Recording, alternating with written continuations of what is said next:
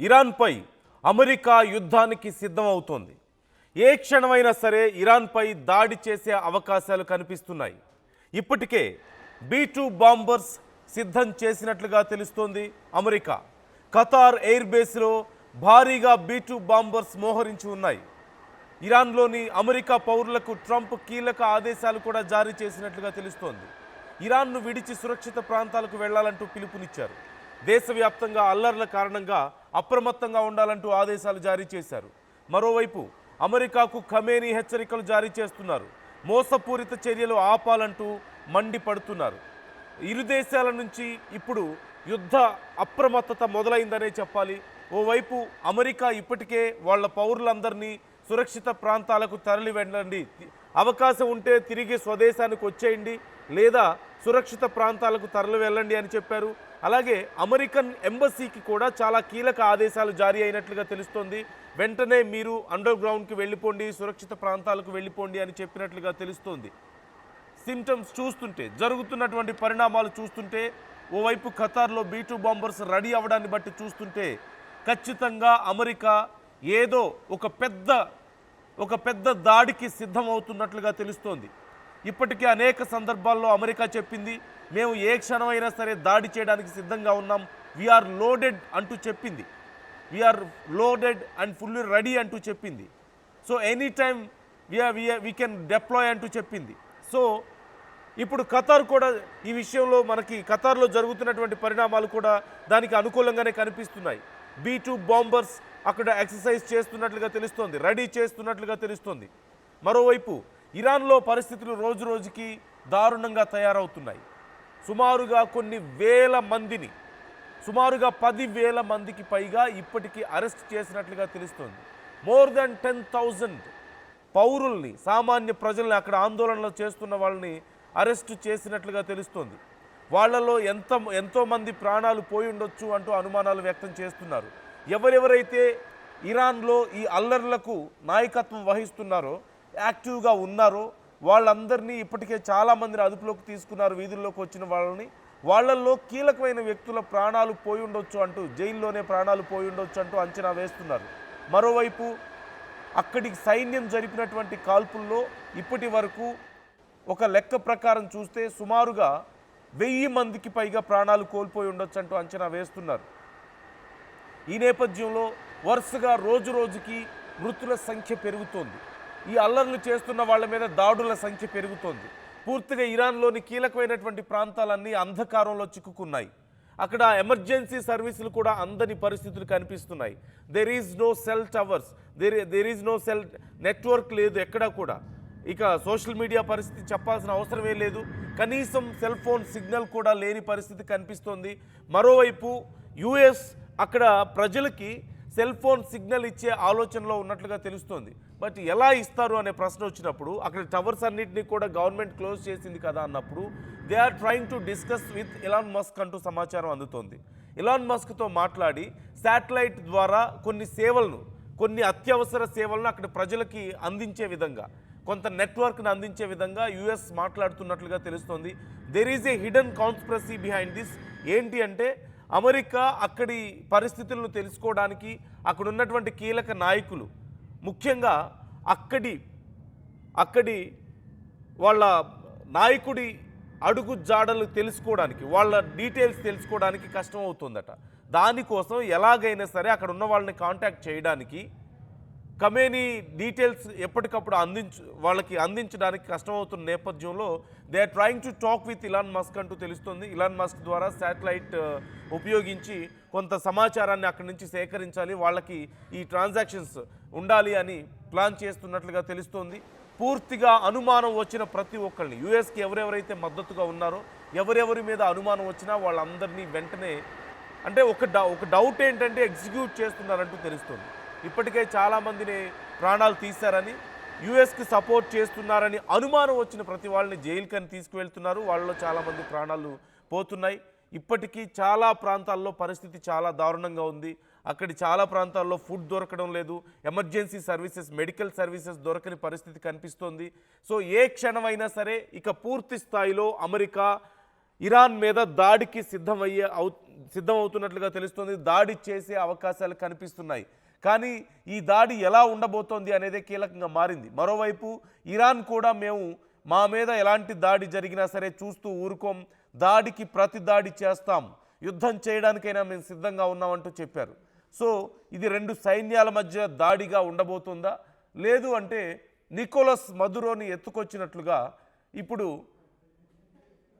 ఖమేనీని కూడా ఎత్తుకొస్తారా, లేకపోతే ఇంకేదైనా దాడి చేయడం ద్వారా అతని ప్రాణాలు తీస్తారా అనేది ఒక చర్చ జరుగుతుంది. అయితే ఖమేనీ ఎక్కడున్నాడు అనే విషయంలో కూడా ఇప్పుడు క్లారిటీ అందడం లేదు. యుఎస్కి వాళ్ళకి ఎగ్జాక్ట్ సమాచారం లేదు. ఓవైపు రష్యా సహాయంతో అతను ఎక్కడో అండర్ గ్రౌండ్లో ఉన్నాడు అని చెప్పేసి ఒక చర్చ జరుగుతుంది. మరోవైపు దేశంలోనే ఉన్నాడు అంటూ మరొక చర్చ జరుగుతుంది. ఈ నేపథ్యంలో అమెరికా సైతం ఈ విషయంలో చాలా క్లియర్గా ఉంది. వాళ్ళకి మాకు సమాచారం ఉంది అంటూ అమెరికా చెప్తున్నప్పటికీ అమెరికా దగ్గర ఉన్నటువంటి సమాచారం తప్పు అంటూ ఇప్పటికే ఇరాన్ చెప్పింది. At any cost we are ready to face any kind of threat అంటూ ఇరాన్ చెప్తుంది. మేము యుద్ధానికి సిద్ధంగా ఉన్నాం, మా దేశంలో ఉన్నటువంటి అంతర్గత విషయాల్లో మీరు జోక్యం చేసుకుంటే మేము చూస్తూ ఊరుకోమంటూ ఇరాన్ చెప్తున్నటువంటి పరిస్థితి కనిపిస్తోంది. మరోవైపు రోజు రోజుకి అల్లర్ల యొక్క ఇంటెన్సిటీ పెరుగుతోంది. ప్రభుత్వ ఆస్తులు ధ్వంసం అవుతున్నాయి. ఎన్ని ప్రాణాలు పోయినప్పటికీ ప్రజలు మాత్రం వెనక్కి తగ్గడం లేదు.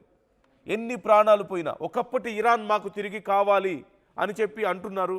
ఇక్కడ మరొక కోణం కూడా కనిపిస్తోంది. ఈ ఇస్లామిక్ రిపబ్లిక్ ఈ వేలో మాకు ఈ పరిపాలన వద్దు, మాకు కావాల్సింది ఇలాంటి పరిపాలన కాదు అంటూ వారు ఆందోళన వ్యక్తం చేస్తున్నారు. హిజాబ్లని రోడ్ల మీదే కాల్ చేస్తున్నారు. మరోవైపు ఖమేనీ ఫోటోలను కూడా కాల్ చేస్తున్నటువంటి పరిస్థితి కనిపిస్తుంది. ఇలాంటి నియంతృత్వ పాలన కాదు మాకు కావాల్సింది, మాకు స్వతంత్రం కావాలి, మాకు అభివృద్ధి కావాలి, మాకు చదువులు కావాలి, మాకు ఉద్యోగాలు కావాలి, ఆకాశాన్ని అంటిన ధరలు తిరిగి సాధారణ స్థితికి మేము చేరుకోవాలి అంటూ సామాన్య ప్రజలు అక్కడ డిమాండ్ చేస్తున్నటువంటి పరిస్థితి కనిపిస్తోంది. మరోవైపు పహ్లవి ఇప్పటికే యుఎస్తో మాట్లాడుతున్నాడు, ట్రంప్తో కూడా మాట్లాడుతున్నట్లుగా తెలుస్తోంది. ఒక్కసారి అక్కడ ఉన్నటువంటి పరిస్థితులు ఏంటి, ఇరాన్ ఏమంటుంది, జరుగుతున్నటువంటి పరిణామాల మీద యుఎస్ వర్షన్ ఏ విధంగా ఉంది అనేది ఒకసారి మనం చూద్దాం.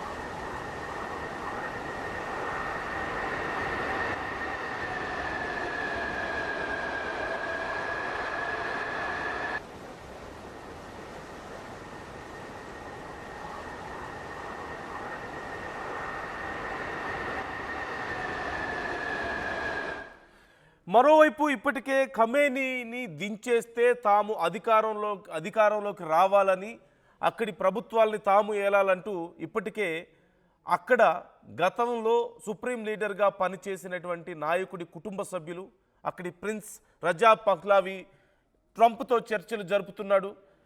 ట్రంప్కి అతని సపోర్ట్ చాలా క్లియర్గా కనిపిస్తోంది. పహ్లావి పిలుపుతోనే అసలు ఆందోళనలు పెద్ద ఎత్తున మొదలవడం కూడా మనం చూస్తూనే ఉన్నాం. కానీ దాంతోపాటు ప్రజలు అప్పటికే తీవ్రంగా విసుగెత్తిపోయి ఉన్నారు. అంటే అక్కడ మోరల్ పోలీసింగ్ పెరగడం, ఒక యువతిని హిజాబ్ ధరించలేదన్న కారణంతో యువతి ప్రాణాలు తీయడాన్ని మనం చూసాం. అలాగే అక్కడ రెసిషన్ పెరిగిపోవడం, ధరలు కొనలేని స్థాయికి వెళ్ళిపోవడం, ఒక కోడిగుడ్డు కూడా కొనలేని పరిస్థితి ఒక సామాన్యుడు అక్కడ ఆ స్థాయికి వెళ్ళిపోవడం, ఉద్యోగాలు లేకపోవడం, మరోవైపు నాయకుల యొక్క విపరీతమైనటువంటి అవినీతి, ఇవన్నీ ఒక ఎత్తు అయితే ప్రభుత్వం ఆంక్షల పేరుతో మతం పేరుతో ప్రజల్ని హింసించడం, స్వేచ్ఛ లేకుండా చేయడంతో ప్రజలు ఒక్కసారిగా రోడ్ల మీదకు వచ్చారు. పహ్లావి పిలుపునిచ్చాడు స్వతంత్రాన్ని సాధించుకుందామని. మరోవైపు అమెరికాని సైతం కోరాడు, మీరు మాకు హెల్ప్ చేయండి, ఈ విషయంలో ఇరాన్లో మీరు ఇన్వాల్వ్ అవ్వండి, సామాన్య ప్రజల ప్రాణాలు పోతున్నాయంటూ కోరినటువంటి పరిస్థితి కనిపించింది. ఇది అమెరికాకి మరింత సపోర్ట్నిచ్చింది. బట్ ఇదంతా దేనికోసం అనే ప్రశ్న వచ్చినప్పుడు అమెరికా ఇరాన్లో ఉన్నటువంటి ఆయిల్ గురించే ఇదంతా చేస్తుంది. అమెరికా ఇరాన్లో ఉన్నటువంటి ఆయిల్ని ఎలాగైనా సాధించుకోవడానికి, ఇప్పుడు ఎలాగైతే నికోలస్ మదురోని ఎత్తికెళ్ళిపోయి ఆ దేశంలో ఉన్నటువంటి ఆయిల్తో వీళ్ళు బిజినెస్ చేస్తున్నారో, సో ఇప్పుడు అమెరికా ఇరాన్లో ఉన్నటువంటి ఆయిల్ కోసం కూడా ఈ ప్రయత్నాలు చేస్తుంది అనేటువంటి చర్చ నడుస్తుంది. ఖతర్లో B-2 బాంబర్స్ ఇప్పటికే ఎక్సర్సైజ్ చేస్తున్నట్లుగా తెలుస్తోంది. ఏ క్షణమైనా సరే B-2 బాంబర్స్ ఇప్పుడు ఇరాన్ మీద విరుచుకుపడే అవకాశం ఉంది. ఇరాన్ కూడా ప్రిపేర్డ్గా ఉన్నట్లుగా తెలుస్తోంది. యుద్ధానికి మేము సిద్ధంగా ఉన్నాం అంటూ చెప్తున్నారు. సో ఏ క్షణమైనా ఎనీ మినిట్ ఇప్పుడు ఈ యుద్ధం మొదలయ్యే అవకాశాలు కనిపిస్తున్నాయి. ఇవంతా ఒక ఎత్తు అయితే ఇప్పటికే ఖమేనీ ప్రభుత్వం నుంచి కొంతమంది ట్రంప్తో చర్చలు జరుపుతున్నట్లుగా కూడా ఒక సమాచారం అందుతోంది. ట్రంప్ గవర్నమెంట్తో అమెరికాతో ఇరాన్ నుంచి కొంతమంది చర్చలు జరుపుతున్నారు. అంటే ఇక్కడ ఉన్నటువంటి పరిస్థితిని సాధారణ స్థితికి తీసుకురావడానికి మాకు హెల్ప్ చేయండి అని, మా దేశంలో మీరు ఇన్వాల్వ్ అవ్వద్దని చర్చలకు వెళ్ళినట్లుగా తెలుస్తోంది. ఇది మరోవైపు జరుగుతోంది. మరోవైపు యుఎస్ ఒకవేళ ఈ చర్చలు కనుక విఫలమైతే, అంటే మీరు చూస్తున్నారు ఇరాన్లో ఉన్నటువంటి రెండు రాజకీయ పక్షాల యొక్క వాళ్ళ స్వార్థం కోసం ఇప్పుడు అమెరికాకి కలిసి వచ్చింది ఇది. ఓ పక్క రెజా పహ్లావి ఏమో మీరు ఖమేనీని దించేయండి, అక్కడ స్వతంత్రాన్ని సాధించుకుందామని ప్రజలకు పిలుపునిచ్చి ట్రంప్ని రెచ్చగొట్టాడు, మాకు హెల్ప్ చేయండి, మా దేశంలో మీ అవసరం ఉందని. మరోవైపు ఇప్పుడు ఖమేనీ ఇప్పటి వరకు మేము యుద్ధం చేయడానికి సిద్ధంగా ఉన్నారు. అఫ్కోర్స్ ఇరు దేశాలు యుద్ధానికి సిద్ధంగా ఉన్నాయి. ఎట్ ద సేమ్ టైం ఇక ఇలా రెసిస్టెన్స్ మన వల్ల కాదు, మనం తట్టుకోలేమన్న పరిస్థితుల్లో అమెరికాతోనే చర్చలకు సిద్ధం అవుతున్నారు. అంటే ఎవరి స్వార్థం వాళ్ళది, అధికారం కోసం ఏదైనా చేయడానికి సిద్ధంగా ఉన్నారు. సో ఇలాంటి పరిస్థితుల్లో అమెరికాకి ఇది బాగా కలిసి వచ్చినటువంటి అంశంగా ఉంది. ఇప్పుడు అమెరికాకి వాళ్ళతో బార్గెయిన్ చేసే అంటే అమెరికా ఈజ్ అనదర్ కంట్రీ కదా. ఇప్పుడు అసలు వాళ్ళకి సంబంధం లేని విషయం, ఇరాన్లో జరుగుతున్నటువంటి విషయాలకు అమెరికాకి ఏం సంబంధం? అమెరికా ఏమన్నా అక్కడికి వెళ్ళి మోరల్ గైడెన్స్ ఏమన్నా ఇచ్చే పరిస్థితిలో ఉందా? అసలు అమెరికాకి ఏ హక్కు ఉంది, ఏ అధికారం ఉంది? కేవలం బలం ఉందన్నటువంటి ఒక కండ కావరం తప్ప, ప్రపంచంలో మా అంత శక్తివంతులు లేరన్న ఒకే ఒక కండ కావరం తప్ప అమెరికాకి ఏ హక్కు ఉంది ఇరాన్ మీద? ఇరాన్లో ఎందుకు ఇన్వాల్వ్ అవ్వాలి? ఇరాన్ వచ్చి ఇప్పుడు వీళ్ళతో అమెరికాతో ఎందుకు డిస్కస్ చేయాలి? అసలు అమెరికా అక్కడ ఆందోళనలు రెచ్చగొడుతోందని చెప్పేసి అక్కడి ఖమేనీ చెప్తున్నాడు. మరోవైపు పహ్లావి వెళ్ళి అసలు అమెరికాని ఎందుకు అడగాలి, రాజకీయంగా అక్కడ ఫైట్ చేయాలి? అఫ్కోర్స్. సో ఇంత గందరగోళం అంటే ఇది కేవలం రాజకీయ నాయకుల యొక్క స్వార్థం కోసం, వాళ్ళ అవసరాల కోసం జరుగుతున్నటువంటి ఒక రాజకీయ వికృత క్రీడ. ఓవైపు ట్రంప్, మరోవైపు పహ్లావి, మరోవైపు ఖమేనీ, వీళ్ళ మధ్యలో జరుగుతున్నటువంటి ఒక వికృత క్రీడ. ఇక్కడ ఎవ్వరూ కూడా ప్రజల కోసమో ప్రజలకు ఏదో చేద్దామన్న ఉద్దేశం కాదు.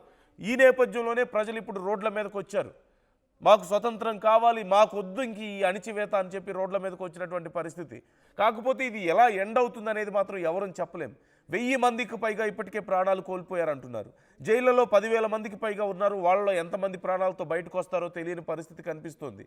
ఇక మరోవైపు ఎంత జరుగుతున్నా, ఇన్ని ప్రాణాలు పోతున్నా సరే ఎట్టి పరిస్థితుల్లోనూ మేము ప్రభుత్వాన్ని గద్దె దించి తీరుతామంటూ ప్రజలు రోడ్ల మీదకు వస్తూనే ఉన్నారు. రోజు రోజుకి ఆ సంఖ్య పెరుగుతోంది. సో మరోవైపు అమెరికా ఏ క్షణమైనా సరే ఈ సిచ్యువేషన్ను తమకు అడ్వాంటేజ్గా తీసుకుంటే ఆ ఆయిల్ మొత్తం తమ సొంతం చేసుకోవచ్చని అమెరికా భావిస్తోంది. ఖమేనీ ఎలాగైనా నా అధికారాన్ని నేను నిలబెట్టుకోవాల్సిందే అని చెప్పేసి అతను ప్రయత్నిస్తున్నాడు. ఇంకో పక్క రెజా పహ్లావి ఇంకో పక్క తీవ్రమైనటువంటి ప్రయత్నాలు చేస్తున్నాడు. ఖమేనీని దించేసి అమెరికా సాయంతో తాను అధికారంలోకి రావాలన్నటువంటి ఆలోచనలో అతను ఉన్నాడు. So what kind of drama it is, మీరు చూస్తున్నారు ఎంత ఉద్రిక్తంగా ఉందో. చివరికి నష్టపోతుంది ఎవరు అంటే సామాన్య ప్రజలే.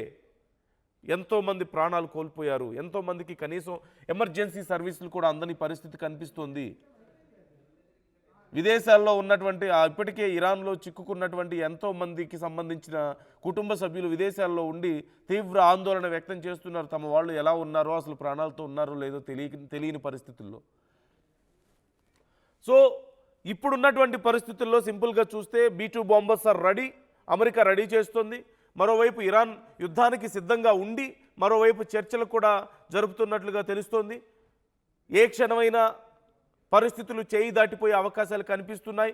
ప్రజల ప్రాణాలు మరిన్ని పోవడానికి అవకాశం ఇక్కడ చాలా క్లియర్గా కనిపిస్తోంది.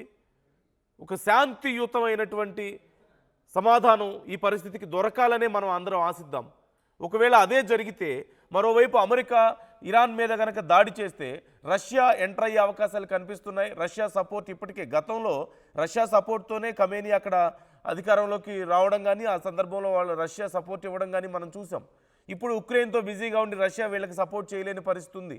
ఒకవేళ అమెరికా డైరెక్ట్గా యుద్ధంలోకి దిగితే ఇరాన్తో రష్యా మద్దతు ఇచ్చే అవకాశాలు చాలా క్లియర్గా కనిపిస్తున్నాయి. రష్యాతో ఇప్పటికే బార్గెయిన్ చేస్తున్నట్లుగా తెలుస్తోంది ఖమేనీ.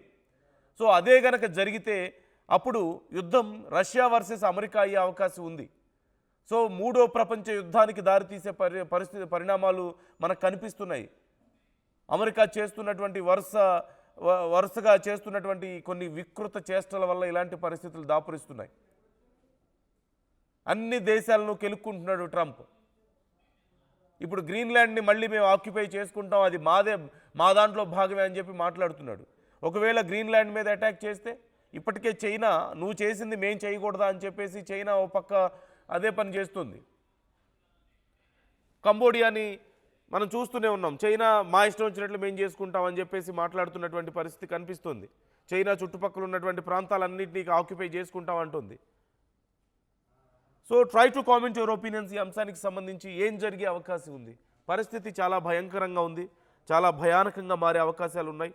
సో మీ అభిప్రాయాలు ఎలా ఉన్నాయి ఈ అంశం మీద కామెంట్ చేసే ప్రయత్నం చేయండి.